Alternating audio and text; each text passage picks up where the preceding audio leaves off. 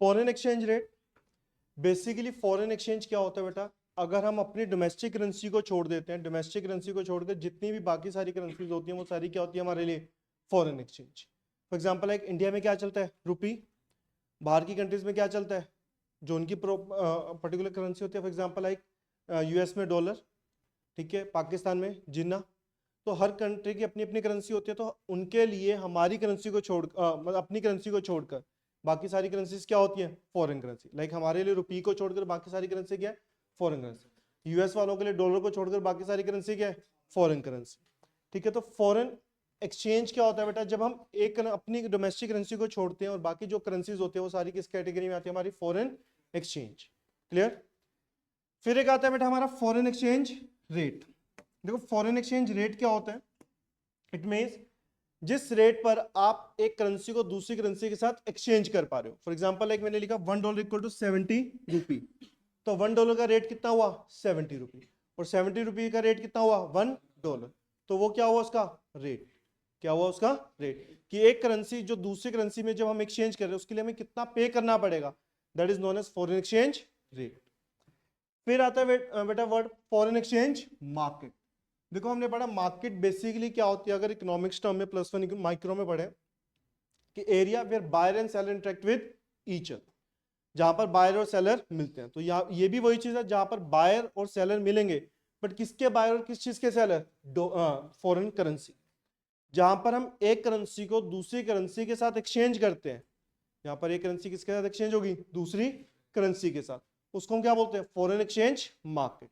A place where one currency will be exchanged with the currency of another country is known as foreign exchange market. तो जो market है बेटा ये आपको 3 types के function provide करते हैं, एक transfer function, second credit, third hedging. देखो ट्रांसफर फंक्शन क्या है, जो आपकी परचेजिंग पावर को कन्वर्ट करते हैं in terms of foreign currency.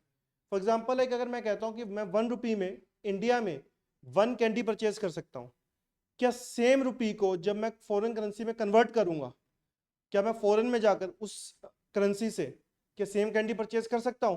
अगर मैं कर सकता हूं तो इट मींस मेरी परचेजिंग पावर सेम है, बट अगर मैं नहीं कर सकता तो इसका मतलब मेरी परचेजिंग पावर सेम नहीं है।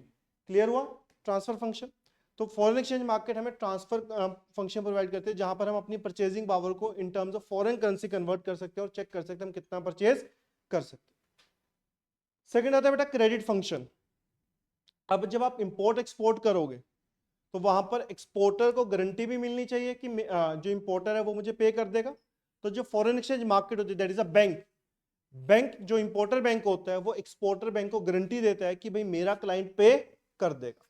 अगर वो नहीं पे करेगा तो कौन पे करेगा उसकी जगह, मैं पे कर दूं। क्लियर। तो वो क्रेडिट फंक्शन भी दे रहा है आपको। Third hedging function.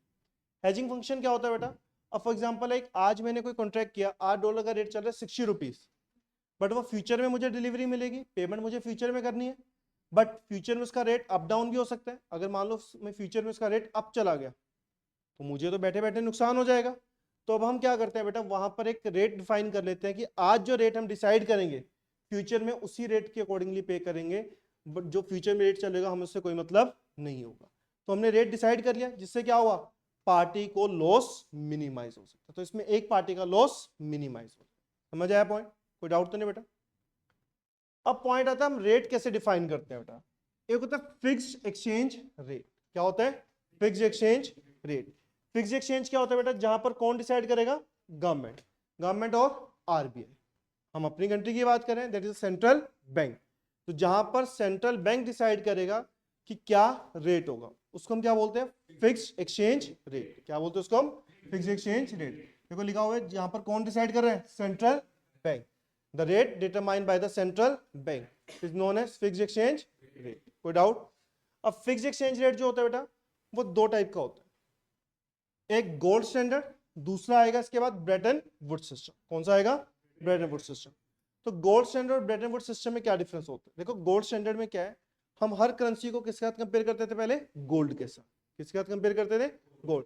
कि हम अपनी करेंसी से कितना गोल्ड ले सकते हैं, सामने वाला अपनी करेंसी से कितना गोल्ड ले सकता है, उसके बेसिस पर हम कंपेयर कर लेंगे, जिसको क्या बोलते थे हम मिंट पार वैल्यू। क्या बोलते हैं हम, मिंट पार वैल्यू और मिंट पैरिटी। क्या बोलते हैं इसको हम, मिंट पैरिटी। दैट इज कि हमारी करेंसी की पर यूनिट गोल्ड वैल्यू कितनी है, उसको क्या बोलते हैं, मिंट पर वैल्यू। कोई डाउट तो नहीं बेटा ऐसे?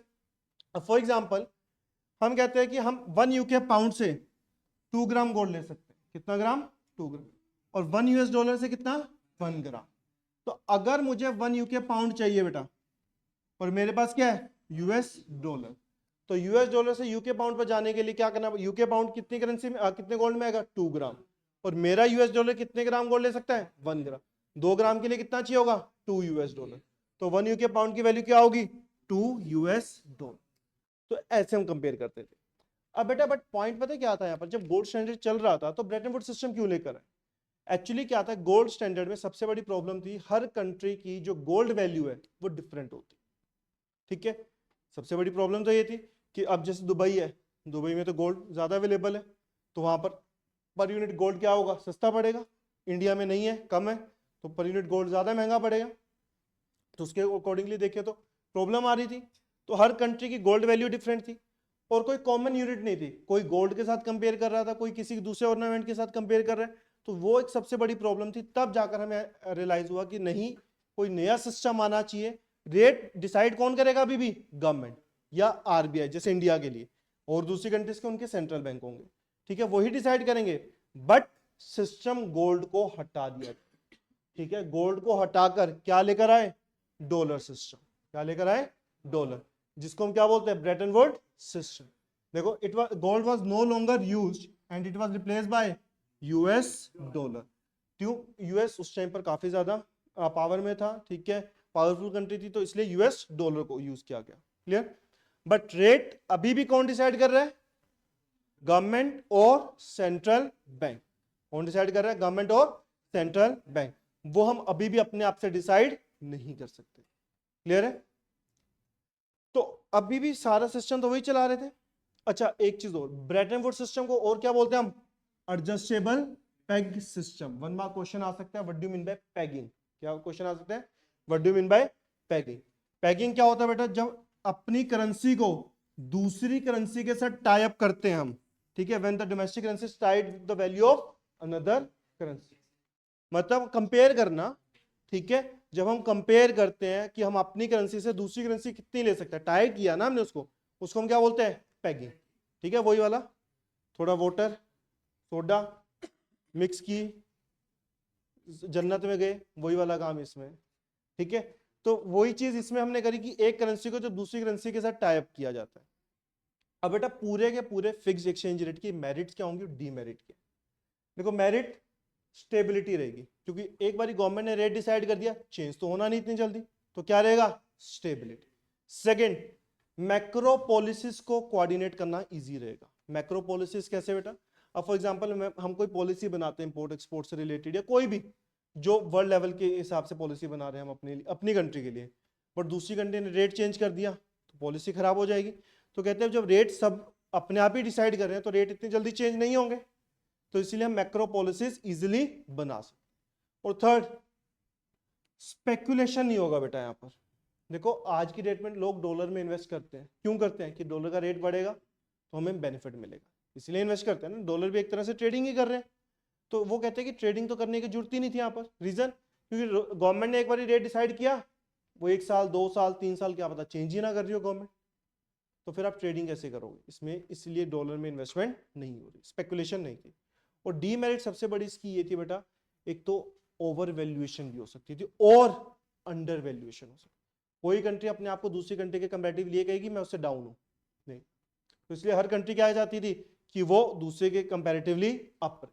अच्छा, वो जानकर भी इसमें रेट अप डाउन करते थे। जैसे $1.50 का है, वो जानकर अपने रेट को 70 कर देते थे। जब रेट 50 से 70 हुआ, मतलब रेट बढ़ा है, रेट क्या हुआ है? इंक्रीज। ठीक है, ध्यान रखना पॉइंट, अगर रेट इंक्रीज होगा उसको हम बोलते हैं एज पर फ्लेक्सिबल डेप्रिसिएशन। क्या बोलते हैं? डेप्रिसिएशन। बट जब जो हम क्वेश्चन पढ़ रहे हैं फिक्स, उसमें बोलते हैं हम डिवैल्यूएशन। क्या बोलते हैं हम उसको? डिवैल्यूएशन। क्योंकि इसमें गवर्नमेंट ने खुद अपने रेट को क्या किया? डाउन किया। ये डाउन किया रेट 50 से 70। क्लियर? अब ये नहीं सर 50 से 70 तो अप गया, अप नहीं गया, वो जनरल लैंग्वेज में वो क्या गया है, डाउन। क्लियर है। अगर $1 50 से 40 गया होगा तो इंडिया क्या हुआ है, इनफ्लेक्सिबल, जो आज की डेट में चल रहा है एप्रिशिएट, क्या हुआ है। बट इन फिक्स्ड जो हमने पढ़ा है अभी, उसमें क्या हुआ, रिवैल्यूएट, क्या हुआ है, रिवैल्यूएट। ठीक है। अब कंट्री, अभी हम फिक्स की बात कर रहे हैं, गवर्नमेंट कई बार जान के अपने रेट को डाउन भी कर सकती थी और अप भी कर सकती। इसका रीजन था क्योंकि इसका डायरेक्टली इंपैक्ट किसके ऊपर होता है, एक्सपोर्ट और इंपोर्ट। वो क्या होगा अभी मैं बताऊंगा इसके बाद। समझ आया यहां तक क्वेश्चन। उसके बाद बेटा फ्लेक्सिबल क्या आता है नेक्स्ट, फ्लेक्सिबल। फ्लेक्सिबल का अनदर नेम होता है बेटा, एक तो फ्लोटिंग एक्सचेंज रेट। क्या नेम होता है, फ्लोटिंग एक्सचेंज रेट। जहां पर रेट डिसाइड होगा किसके बेसिस पर, on the basis of demand and supply. Demand for foreign currency, supply for foreign currency, where they cut each other is known as equilibrium point.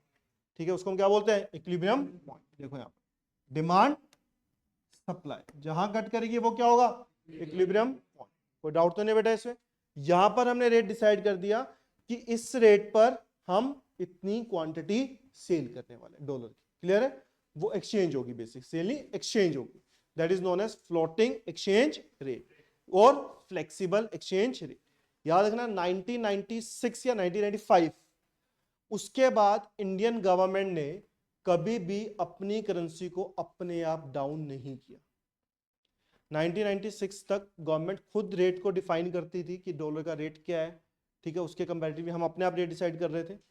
But 1996 के बाद, I think 1996 के बाद government ने rate को अपने आप down या up करना बंद कर दिया। रीजन, हमने WTO साइन करा था उस टाइम पर, वर्ल्ड ट्रेड ऑर्गेनाइजेशन, उसमें साफ लिखा है कि कोई भी कंट्री अपने आप अपने रेट को अप डाउन नहीं कर सकती। ठीक है, तो इसलिए कौन कर रहा था, मार्केट।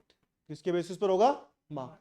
तो मार्केट फोर्सेस के बेस पर जो मर्जी चेंज हो, बट गवर्नमेंट अपने आप से चेंज नहीं करे। तो मार्केट फोर्सेस क्या है, डिमांड एंड सप्लाई। जहां पर ये कट करेगा वही हमारा इक्विलिब्रियम पॉइंट रहेगा। कोई डाउट।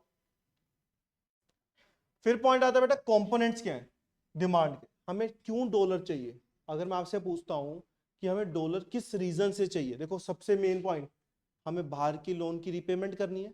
मैंने अमेरिका से लोन लिया है, पेमेंट तो मुझे उनकी करेंसी में करनी पड़ेगी, तो मुझे क्या चाहिए होगा, डॉलर। सेकंड, मैंने इंपोर्ट किया वहां से, तो मुझे क्या चाहिए, डॉलर। मैं बाहर उनकी कंट्री में इन्वेस्टमेंट करना चाहता हूं, मुझे क्या चाहिए, डॉलर। मैं उनको डोनेशन देना चाह रहा हूं, कोई नहीं, दे देते हैं कभी कभार। ठीक है, तो अगर हम उनको डोनेशन दे रहे हैं तो क्या चाहिए होगा, डॉलर। उनकी करेंसी में करेंगे ना, हम गांधी देके क्या करेंगे उनको। ठीक है, उसके बाद अगर हमने बाहर एसेट परचेज करना है अब्रॉड में, तो हमें क्या चाहिए, डॉलर। अगर हम घूमने जा रहे हैं तब भी क्या चाहिए, डॉलर। तो इन सब केसेस में हमें डॉलर की डिमांड करनी पड़ती है। क्लियर। फिर सप्लाई कब होगी डॉलर की, देखो डिमांड तो कर ली, पैसा भी तो आना चाहिए कि नहीं आना चाहिए। उसका उल्टा, हमने इंपोर्ट किया तो क्या आएगा, एक्सपोर्ट। एक्सपोर्ट करेंगे तो पैसा आ रहा है। अगर हमें डोनेशन मिल रही है तो डॉलर में आ रही है तो उसको कन्वर्ट कर लेंगे, तो बट डॉलर तो आएगा। हमने देखा डॉलर कब आ रहा है हमारे पास। थर्ड, अगर हमने लोन लिया बाहर से तो डॉलर आ रहा है। हमारे कंट्री में वो एसेट परचेज कर रहे हैं या इन्वेस्टमेंट कर रहे हैं तो डॉलर आ रहा है। या फिर वो घूमने आ रहे हैं इंडिया में, तब भी क्या हो रहा है, डॉलर आएगा। समझ आया पॉइंट। तो ये क्वेश्चन मोस्ट इंपोर्टेंट, दोनों डिमांड भी और सप्लाई वाला भी कई बार आ जाते हैं पेपर। अब पॉइंट ध्यान से सुना, point impact of change in demand and supply of foreign exchange. देखो ये करने से पहले मैं सिंपल सा तुमसे पॉइंट पूछता हूँ। देखो डिमांड और सप्लाई में चेंज क्या है, तो डिमांड इंक्रीज भी हो सकती है और डिक्रीज भी, सप्लाई इंक्रीज भी हो सकती है और डिक्रीज। तो 4 केसेस बना लेंगे हम, वो तो कोई प्रॉब्लम ही नहीं है। बट उसका इंपैक्ट कैसे समझे, थोड़ा सा ना एक गुड्स के हिसाब से समझते हैं। देखो इक्विलिब्रियम पॉइंट हमें पता चला कब आता है, जब डिमांड किसके इक्वल होगी, इट मींस 100 इक्वल टू, यही होगा। अब मैं कह रहा हूं डिमांड इंक्रीज हो रही है, राइट। तो ये कितना हुआ, ये कितना है, तो मार्केट में क्या होगी, एक्सेस डिमांड। जब डिमांड ज्यादा होगी तो प्राइस क्या होगा, ज्यादा। मार्केट में प्राइस क्या हो जाएगा, इंक्रीज। तो इट मींस प्राइस इंक्रीज हो रहा है यहां पर बिकॉज डिमांड ज्यादा है। सेम बेटा डॉलर 50 रुपए का था, अब डॉलर की डिमांड होगी मार्केट में ज्यादा, जब मार्केट में डॉलर की डिमांड बढ़ गई है, सप्लाई बढ़ नहीं रही है, तो रेट भी क्या हो जाएगा ज्यादा। तो इसका मतलब $1.50 से अब कितना हो गया 70 या 60 हो गया होगा, इससे तो ज्यादा ही हो गया। तो ये क्या है डेप्रिसिएशन और एप्रिसिएशन, डेप्रिसिएशन क्या है ये डेप्रिसिएशन, क्योंकि इंडिया गिर गया इसके आगे। ठीक है, इंडिया का रुपी डॉलर यूएस के डॉलर के आगे गिर गया तो क्या हो गया डेप्रिशिएट हो गया। क्लियर हुआ, कोई डाउट तो नहीं है बेटा इसमें। तो अभी मैंने कहा था डेप्रिसिएशन डिवैल्यूएशन, तुमने डेप्रिसिएशन बोला, डेप्रिसिएशन क्यों, क्योंकि डिमांड सप्लाई की वजह से हुआ। बट अगर गवर्नमेंट खुद करती तो क्या बोलते इसको डिवैल्यूएशन, क्या बोलते इसको हम डिवैल्यूएशन। समझ आया पॉइंट है, कोई डाउट तो नहीं बेटा इसमें। अभी मैंने ये नहीं बताया कि इसका क्या इंपैक्ट आएगा एक्सपोर्ट इंपोर्ट, वो मैं बताऊंगा अभी। सेकंड, डिमांड कम हो रही है, ध्यान से देखना, डिमांड सप्लाई इक्वल है, डिमांड कम होगी, सप्लाई में तो कोई चेंज नहीं आएगा, तो क्या हो रहा है इंडिया, अब सॉरी इंडिया की बाद में बात करते हैं। प्राइस क्या हो जाएगा बेटा, डिमांड कम होगी सप्लाई ज्यादा, तो प्राइस कम हो जाएगा, प्राइस क्या हो गया कम। तो $1 पहले 50 का था, अब डॉलर की डिमांड होगी है कम, जब डॉलर की डिमांड कम होगी है तो रेट भी क्या हो जाएगा कम, मार्केट में सप्लाई ज्यादा, जब चीज की सप्लाई ज्यादा होगी तो रेट कम होता रहेगा। तो इंडिया क्या हो रहा है यहां पर एप्रिशिएट, क्या हो गया हमारा इंडिया अब अमेरिका के कंपैरेटिवली ऊपर जा रहा है। ठीक है जी, तो इसका मतलब हमारा रुपी अमेरिका के डॉलर को डाउन कर रहा है, तो हम क्या हो रहे हैं एप्रिशिएट, क्या हो रहे हैं हम। कोई डाउट यहां तक बेटा, इसी का उल्टा आ जाएगा, देखो डिमांड ज्यादा थी तो सप्लाई क्या हो रही होगी कम, तो इसका मतलब सप्लाई कम है तो क्या होगा डेप्रिशिएट, और डिमांड कम है तो सप्लाई क्या होगी ज्यादा, तो इंडिया क्या हो रहा होगा एप्रिशिएट। तो देखो सप्लाई अगर ज्यादा है तो इंडिया क्या हो रहा है एप्रिशिएट, और सप्लाई अगर कम है तो इंडिया क्या हो रहा है डेप्रिशिएट, सेम पॉइंट है। अब सुनना ध्यान से कि डेप्रिसिएशन और एप्रिसिएशन का क्या इंपैक्ट आएगा। देखो डेप्रिसिएशन क्या हो रही है, $1.50 से कितना हो गया 70।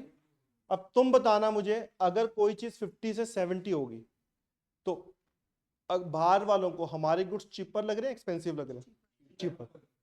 पहले वो $1 देते तो 50 का सामान लेते थे, अब $1 दे रहे हैं तो 70 का सामान ले रहे हैं, तो उसका मतलब कम दे रहे हैं और ज्यादा सामान मिल रहा है, यही चीज हो रही है, कम दे रहे हैं और ज्यादा सामान मिल रहा है।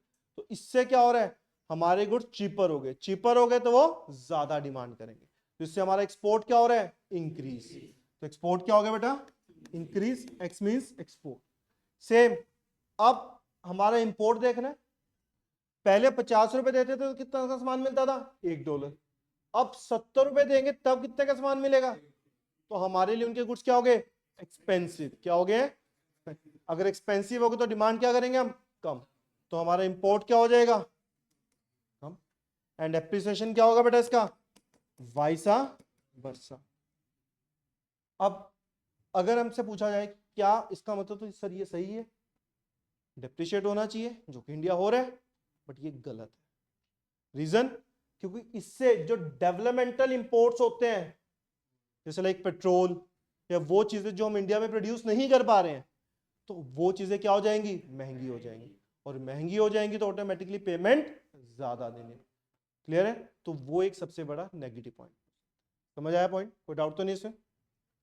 फिर पॉइंट आता है बेटा जो आज की डेट में चलता है, manage floating exchange rate.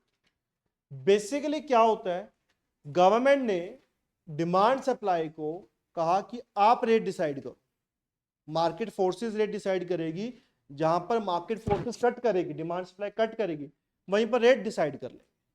But कहते हैं कि सर अप डाउन भी आएगा उसमें, तो देखो स्टेबलाइज तो होगा नहीं रेट, क्योंकि मार्केट डिसाइड कर रही है ना, मार्केट में डिमांड भी थोड़ी अप जा सकती है, सप्लाई थोड़ी अप जा सकती है, डिमांड डाउन जा सकती है, सप्लाई थोड़ी डाउन जा सकती है, तो कहते हैं सर स्टेबलाइज तो होगा नहीं, तो ये तो फ्लक्चुएट करता रहेगा।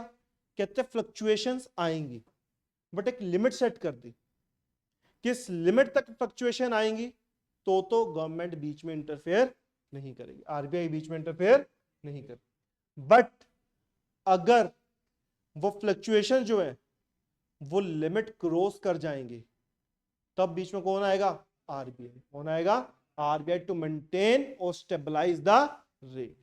ठीक है, आरबीआई देखती है कि अगर मार्केट में डिमांड ज्यादा है, इट मींस उसके पास जो रिजर्व है उसको मार्केट में रिलीज करना पड़ेगा, so it will play the role of seller. अगर उसको लगता है मार्केट में सप्लाई ज्यादा है, एक्सेस है, फालतू के पड़े हो डॉलर, तो वो किसका रोल प्ले करेगी? बायर। तो मार्केट से पैसा उठाकर ले जाएगी। क्लियर है?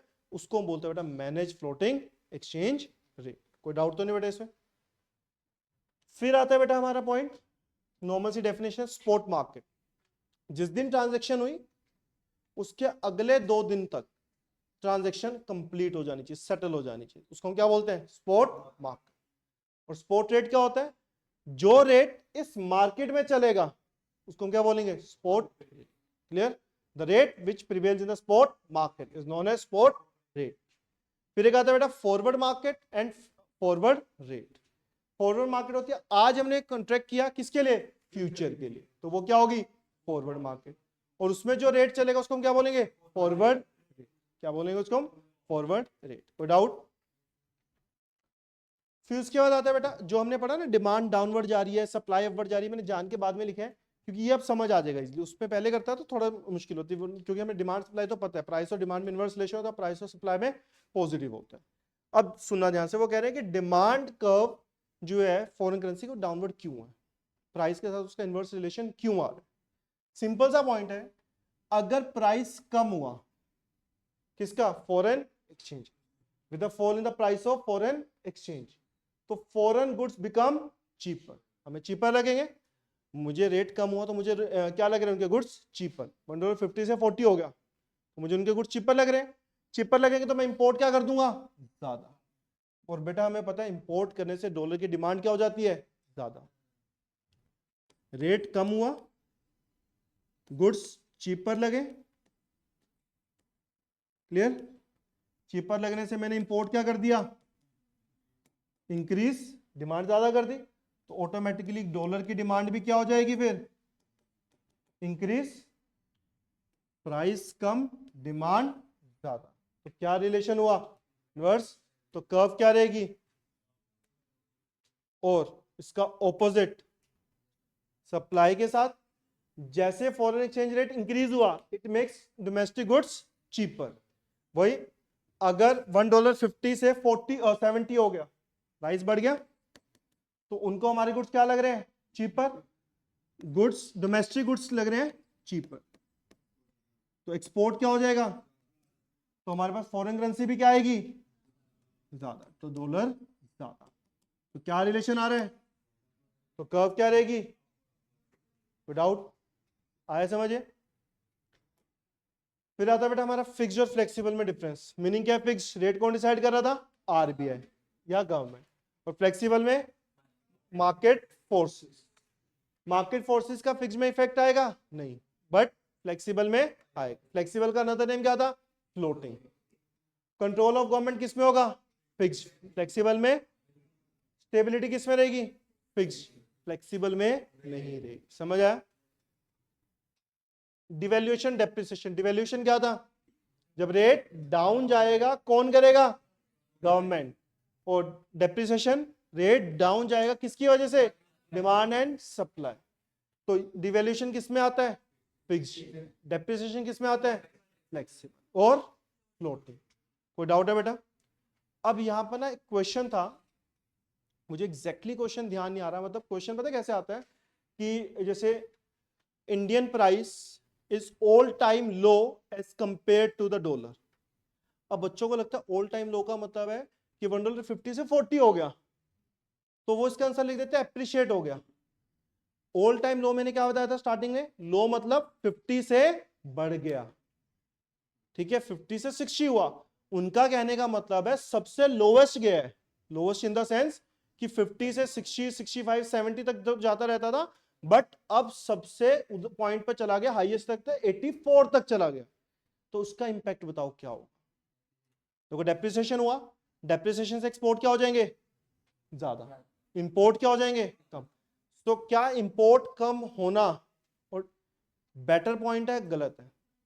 कहते वैसे तो बेटर है, बट यहां पर सबसे बड़ी प्रॉब्लम यह आ सकती है कि जो इंपोर्ट नेसेसरी आइटम्स की है, वो चीज एक्सपेंसिव हो जाएंगी, जिसकी वजह से हमारी डोमेस्टिक गुड्स के रेट भी बढ़ सकते हैं। तो वो एक नेगेटिव पॉइंट भी आ सकता है। क्लियर? तो क्वेश्चन बड़े ध्यान से पढ़ना है, इन्हीं के बीच में से मिलेगा। ठीक है जी, हो जाएंगे।